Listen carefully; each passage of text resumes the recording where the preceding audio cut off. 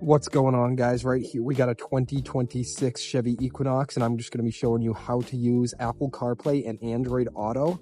And this should be the same between all Chevy Equinoxes, Chevy Traverses, and Chevy Silverados. All right, so once you get in the vehicle, first thing you got to do is just turn it on.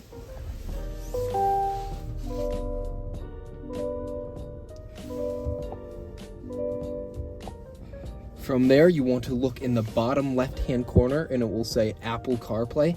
Click that. If you have not already paired your phone, you must do that. So we will pair our phone right now.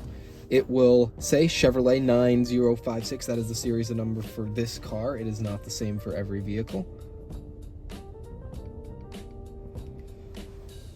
So once you get into your app, go to your Bluetooth and connect it to Chevrolet 9056.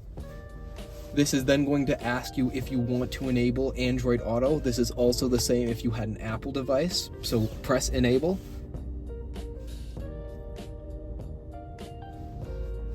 And then there you're all done. It's that easy to do, guys.